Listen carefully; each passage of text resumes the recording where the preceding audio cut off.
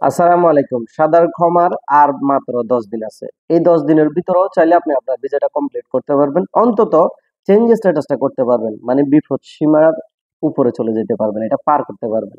আর যদি না চান, আপনি যদি চান যে আপনি ভিসা লাগাবেন না, তাহলে আপনার উচিত আউট পাস করে দেশে চলে যাওয়া।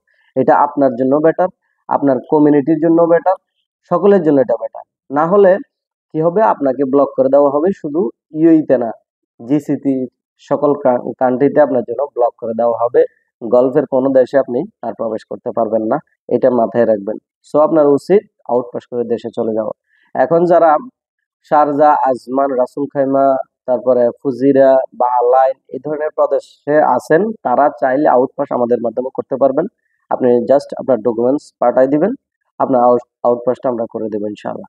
সেক্ষেত্রে আপনার যদি আগে এমপ্লয়মেন্ট ভিসা থাকে বা আইডি টাইডি থাকে, তাহলে আপনার ফিঙ্গারপ্রিন্টের প্রয়োজন পড়বে না আশা করি।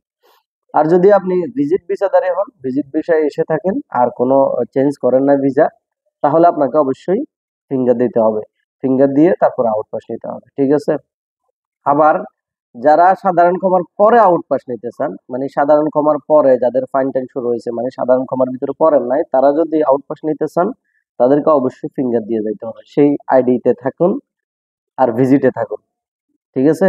আগে যদি আইডিও থেকে থাকে, সমস্যা না, আপনাকে ফিঙ্গারপ্রিন্ট দিয়েই যেতে হবে, না হলে আপনাকে আউটপাস দিবে না। তবে হ্যাঁ, সাধারণ ক্ষমার ভিতরে যারা পড়েন নাই, তারা যদি আউটপাস নিতে চান, আউটপাস দিবে ফিঙ্গারপ্রিন্ট দিয়ে, কিন্তু আর আসতে পারবেন না, এখানে ব্লক করে দেওয়া হবে আপনাদেরকে, এটা মাথায় রাখবেন। কিন্তু সাধারণ ক্ষমার ভিতরে যারা আউটপাস নিয়ে যাবেন, তারা অবশ্যই ইউইতে কিংবা গলফের যে কোনো কান্ট্রিতে আসতে পারবেন। সো আমার নাম্বার স্ক্রিনে দেওয়া আছে অথবা ডিসক্রিপশনে দেওয়া থাকবে, যদি কারো প্রয়োজন হয় আউটপাসের জন্য। দুবাই ছাড়া, দুবাইটা আপনার আভির ইমিগ্রেশনে অথবা আমির সেন্টার থেকে করতে হবে।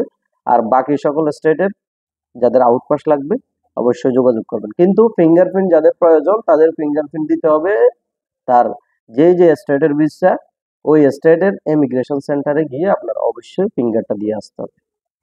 সো ভালো থাকবেন, সুস্থ থাকবেন। ধন্যবাদ সবাইকে।